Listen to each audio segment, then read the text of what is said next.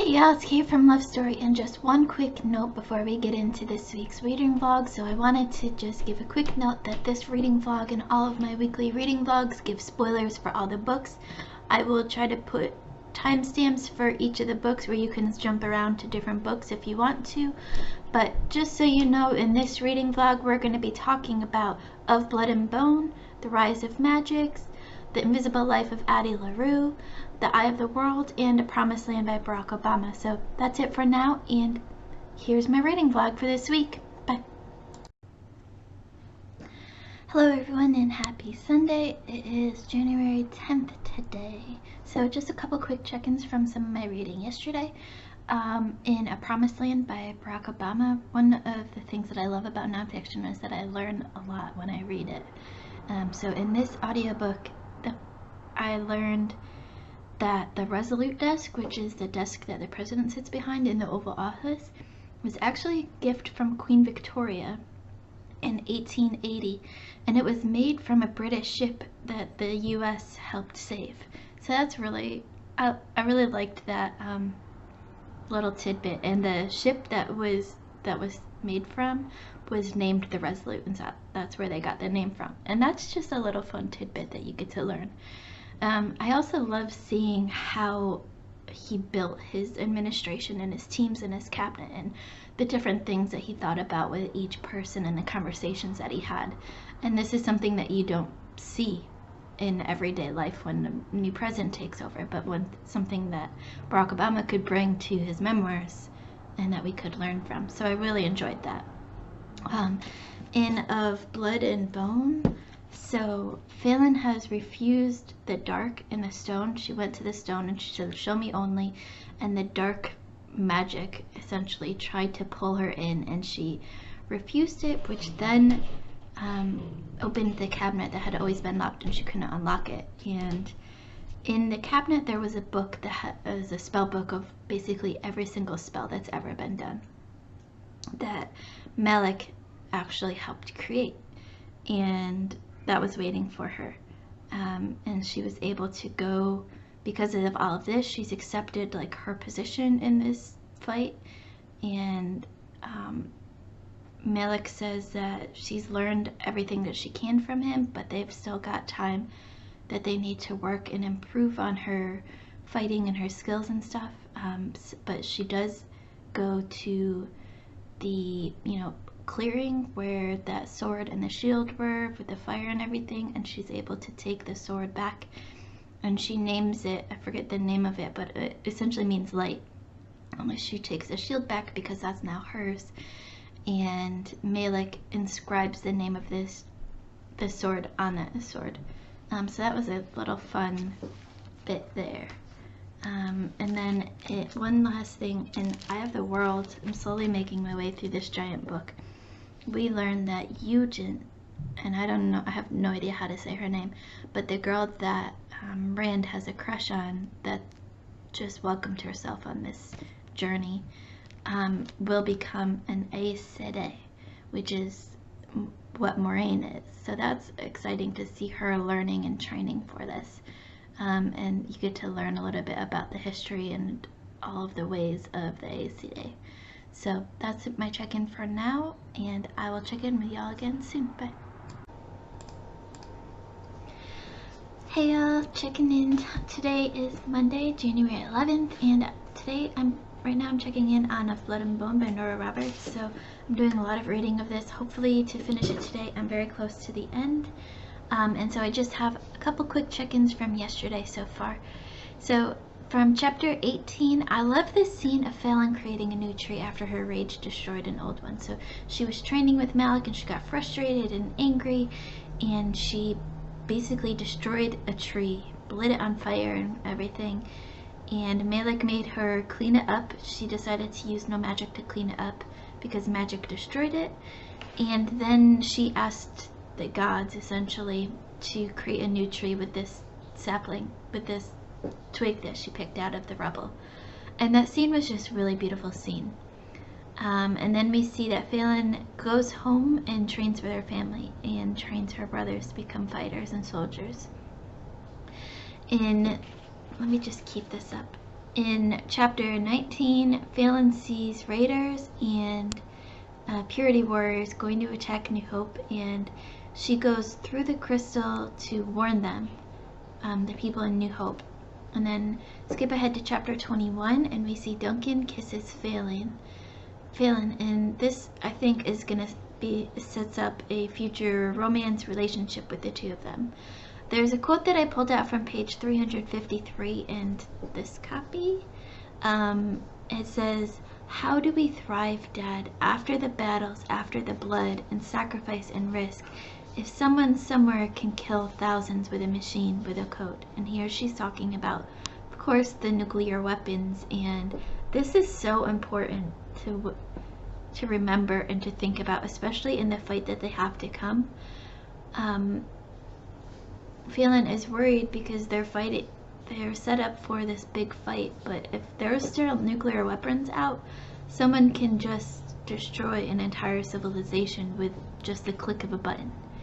And so now one of her new tasks that she's assigned herself is to figure out how to destroy all of the nukes in the world.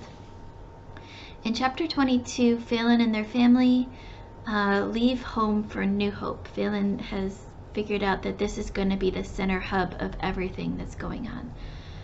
And they are building an army on their way to New Hope. Chapter 22 was a long one, so bear with me. Then they've made it to New Hope. There's a happy reunion of Lena and everyone.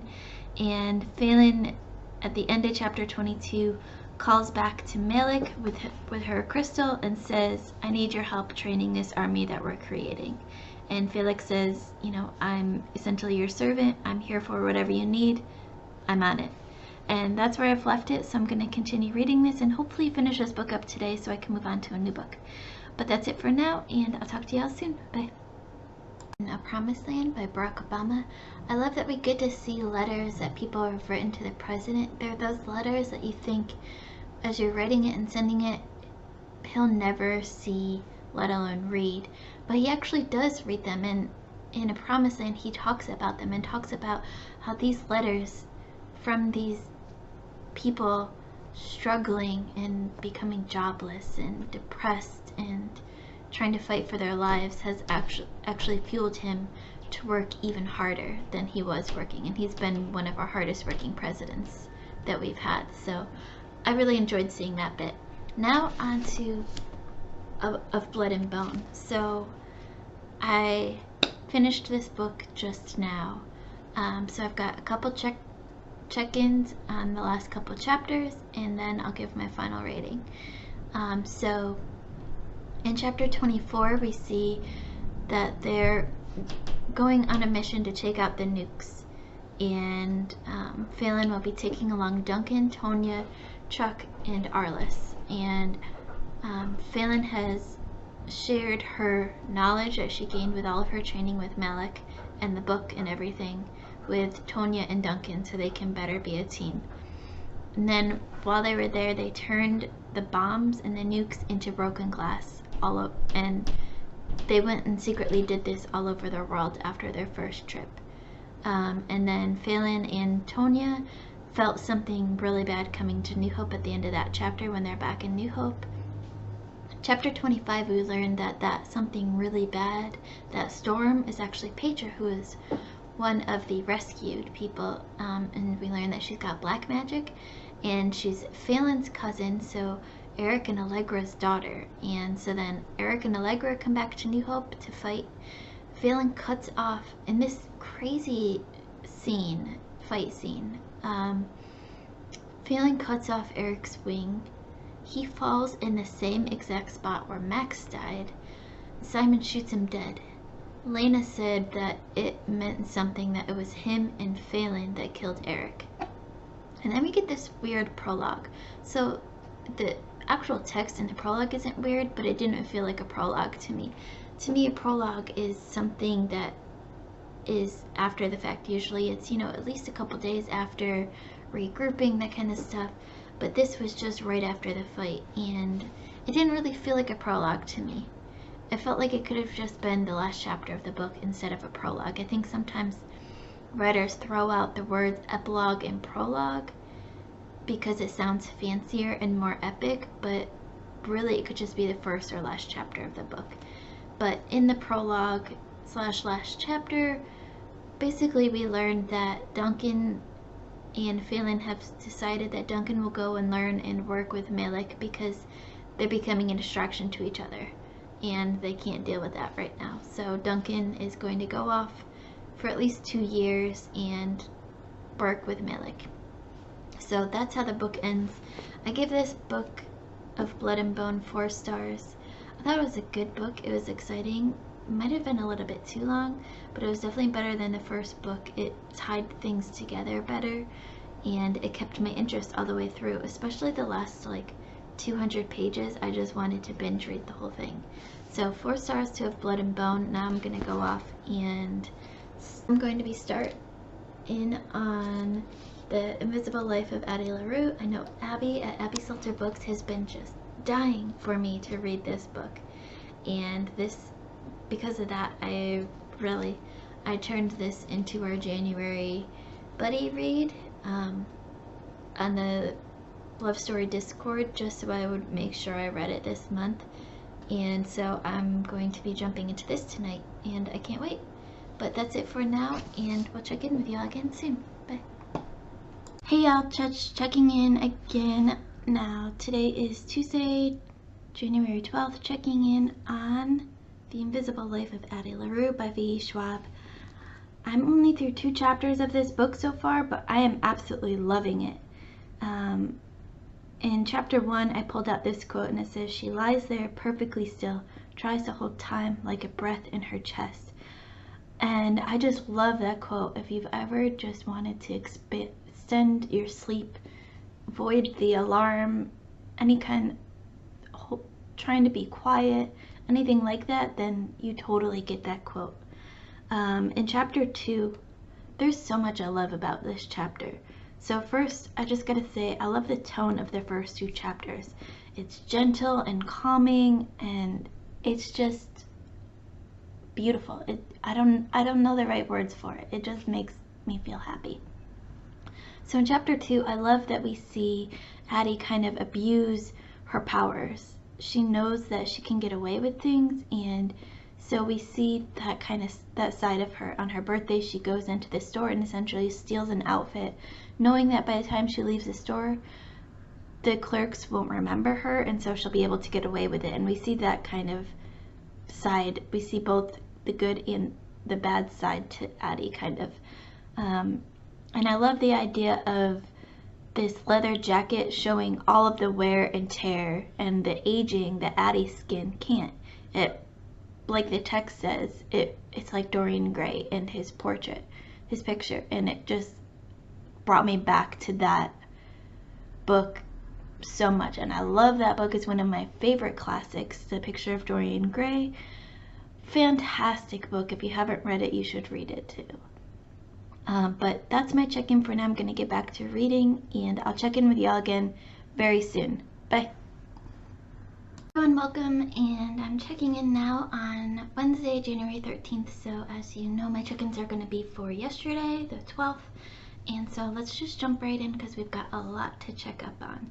So in Promised Land by Barack Obama, in chapter 13, I thought it was really interesting listening to Obama discuss learning the most important role of the President of the US, the POTUS, which is keeping Americans safe. And this was interesting hearing about it, mostly in light of all that is going on in the US right now. And so I really enjoyed that chapter and just learning everything that he had to learn in becoming president. And that, you know, it's not natural. Like, there's stuff that you have to learn once you're elected as president. It's not just you already know this and that's why you're elected. So I really enjoyed seeing that part. Next, in Invisible Life of Addie LaRue, so I just basically binge read a lot of this yesterday. After I listened to a little bit of Promised Land, I just dove right into this and got through part 1 of this book, which is like 80 some pages. So one quote that I pulled out is, "It is the blankness of the paper that excites her, the idea that she might fill the space with anything she likes. And if you've ever, like, I totally get this quote, because that excitement of a brand new notebook and just all of those blank pages and the opportunities and the possibilities that lie with blank paper, for me at least, is so exciting. I just love it. Sometimes I just buy a new notebook just to have that excitement without any idea of what I'm gonna actually use it for. So I really liked, that quote resonated with me.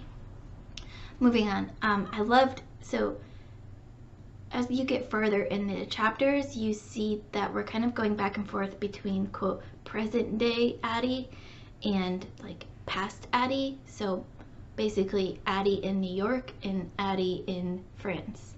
And I love seeing Addie grow up and learn about the world before she gets this, you know, you see before and after she makes this deal for her life.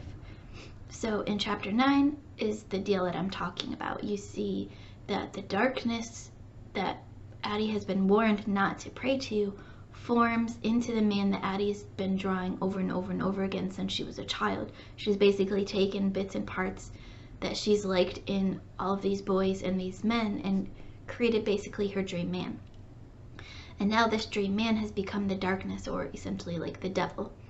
And she has called him kind of accidentally in one last desperate attempt to escape her life and this loveless marriage that her parents are trying to force her into. It's the night before her wedding, and she just wants to be able to live her own life without being owned by anyone, and just being Addie LaRue instead of what everyone expects her to be. And another quote I pulled out is, "It is a lonely thing to be forgotten." So in this deal that she makes with the darkness, she basically gets to live forever, but in return, no one remembers her. And she can't say her name. She can't tell anyone her life. When she tries to, it doesn't come out. She'll mouth the words and it just stops there. No one hears it. And so it's a really interesting premise, and I love it. Like I said, I finished part 1 last night, and I'm loving this book so far. It's interesting because a lot of times I wouldn't necessarily like a book like this, because we're just following Addie along in her limitless life. But for the way that V. Schwab writes, her writing style, I am completely hooked. And like I said, this was all I read yesterday essentially, and I even had dreams of scenes from this book last night when I was sleeping. Like, I had the dream of Addie talking to the man from the darkness, and her, you know, talking to these guys that she knows will not remember her the next day. And that's how good this writing is. It's seeped into my sleep and my dreams, and I can't wait to continue on.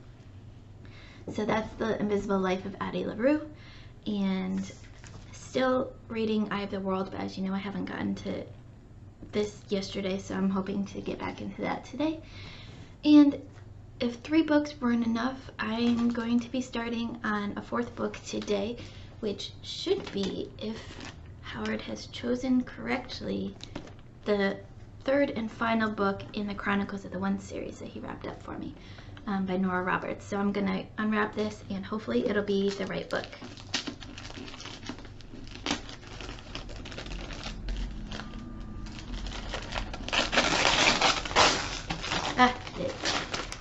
So the 3rd and final book in the Chronicles of the One is The Rise of Magicks, and I can't wait to get into this. I think both this and Addie LaRue, I'm just gonna fly right through. I'm excited to see where Phelan's story takes us in this book, and I can't wait to get into it. He's told me that this is the best book out of the 3, so I can't wait to jump right in. And that's it for now, and we'll check in with y'all again soon. Bye.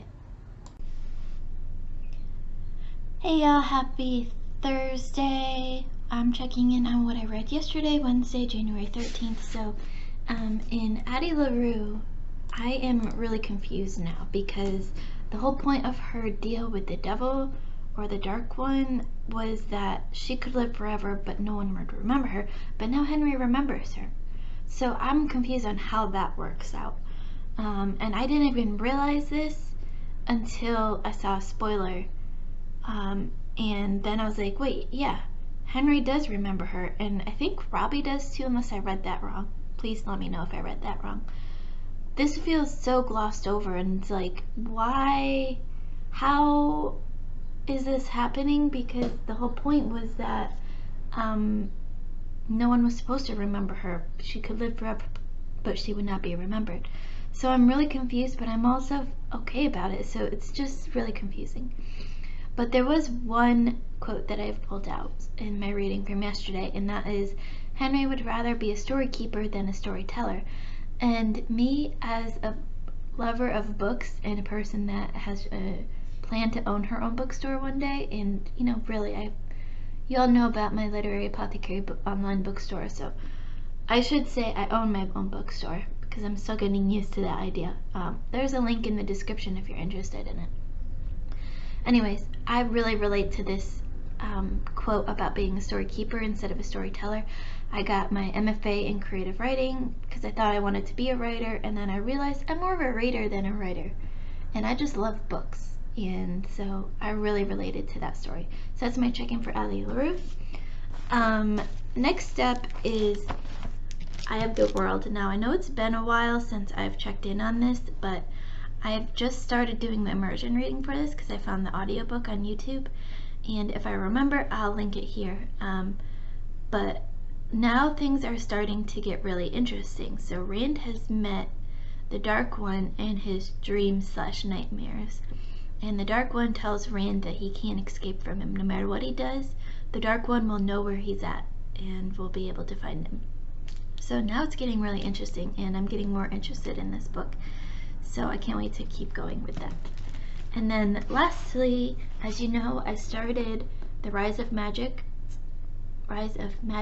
by Nora Roberts, the book 3 in the Chronicles of the One series, yesterday. And so just a really quick check-in on this. The prologue basically just gave us the legend of Phelan, which we already knew, but it was a nice way to start the final book. You know how I feel about prologues and epilogues. It doesn't really feel like it's needed, but this one felt better than the one in book 2 because it doesn't, like, book 2 just summarized what happened in book 1 in the prologue and made book 1 not even needed. This prologue felt like it was, you know, trying to wrap things up for book 3 in the series, so it felt a little bit better, but still, like, we already know all of this, so why are you telling this to us?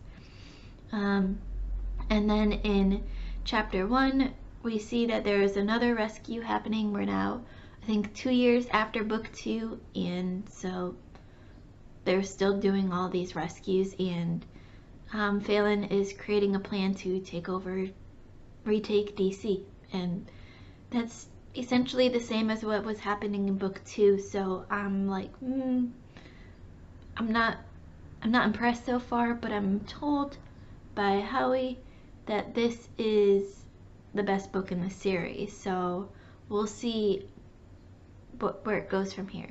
But that's it for now, and I'll check in with y'all again soon. Bye. Hey y'all, checking in on Friday. Happy Friday. Today is January 15th, so checking in about yesterday, January 14th. So first of all, in A Promised Land by Barack Obama, listening to Obama talk about his experience during the pandemics, in his presidency and his experience in the Senate makes me wonder where we would be in the COVID pandemic right now if we had a competent president who listened to scientists and knew about stuff like pandemics and not just the flu and a cold. And I wondered that a lot, but especially listening to that chapter. Next up in The Invisible Life of Addie LaRue. So I have a hard time feeling sympathy for Addie right now. She just steals and now drugs men, breaks into buildings to get by. And I get why, because she can't have anything outright because no one remembers her. And she tried to do it the right way at first and it didn't work out, but it just doesn't feel right for me having sympathy for her at this point. She made a deal with the devil, a demon, whatever you want to call him, and that's why she's in the circumstances she's in.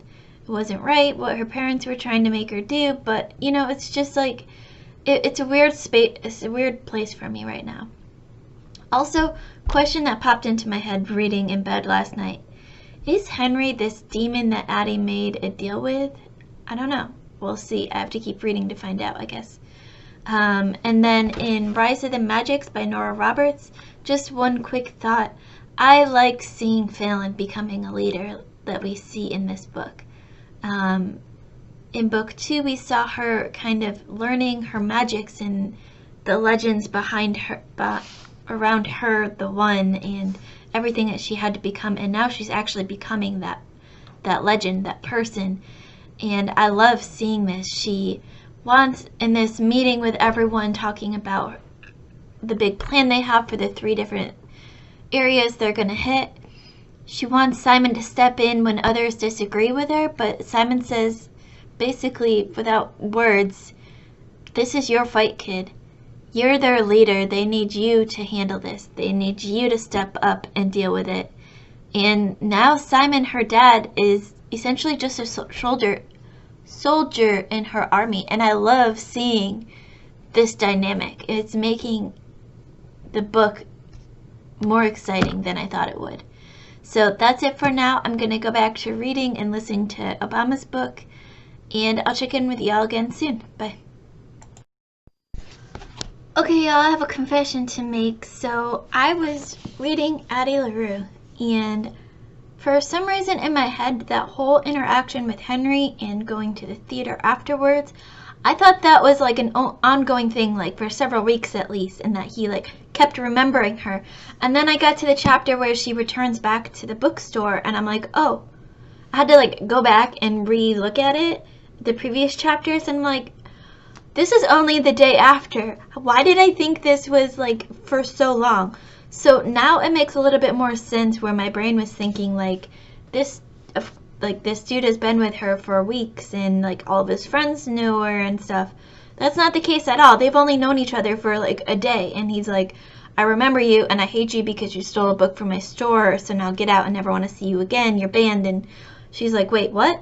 You remember me? What's going on? And like, now that part makes sense. I know later in the book it's going to be explained how he remembers her, but now it suddenly makes sense, kind of like my brain was just confused. Like it was like, okay, we can go along with this to see what happens later, but then I got to later, which was only a couple chapters later, and it was like, Henry's like, I saw you yesterday. I'm like, wait, yesterday? This only happened yesterday? So now, like, I'm back to where, like, everyone else was. I'm not confused. I'm like, okay, I'm cool with this. Now that I know the correct timeline is all good. But I just had to check in and say, like, I was super confused because an earlier comment is probably going to have y'all confused. But now that you've watched this, everyone is on the same page again. So that's it for now. Keep reading. I'll check in with y'all again soon. Bye. Hey y'all, Kate from Love Story here, and checking in on Saturday, January 16th, checking in for yesterday, of course. I checked in a couple times yesterday because things were going crazy, but just one last check-in for this week. So, in Eye of the World, just one quick note, land shifting cloak reminds me of the Mistborn cloaks that Vin and Kelsey wore. And I know that Sanderson wrote the last book or two of Eye of the World when Robert Jordan died, and I wonder if that's where he got the idea from for the Mistborn cloaks, the swirling material and everything. Just a thought. I have no idea if it's true or not, but that's a thought that came to me. Now with Rise of the Magicks, so in chapter 6, that conversation with Phelan and Malik about the cost of war was so good. It hit my heart so much. He says, you know, the cost of war is that we're going to lose people. We're probably going to lose a lot of people, and that's just something that we have to deal with if we want to make the world a better place. And it was just so heartwarming to see Malik have those conversations again with Phelan. And then I pulled out this quote from Malik. It says, "Lose faith in yourself. No one will keep faith with you." And that's so true. It's just like, you know, you gotta believe in yourself before anyone else will believe in you. If you don't believe in yourself, if you don't love yourself, no one else can do that for you. And it just was so good, that chapter. Chapter 7 was a big chapter. So they took Arlington, and they lost some, including Lupa, who's Flynn's wolf, and that scene, so sad. So Lupa died protecting Flynn from the dark uncanny, and that just hit me in the heart. I cried. It was so sad. I don't usually cry that much when animals die, but that one just got me. And they also took Utah with no casualties on their side, and Carolina with 8 dead. So now I'm guessing they've got to come back and regroup, build up their bases at these locations, and take care of the dead, mourn the dead, and that's it. So I finished one book this week, I think it was, and that was the second book of the Chronicles of the One series of Blood and Bone. As you can see, I'm reading 4 books right now. Hope to finish another one of these books this weekend, maybe, fingers crossed. And that's it for now. So like, comment, subscribe, tell all your friends, and keep reading. Bye.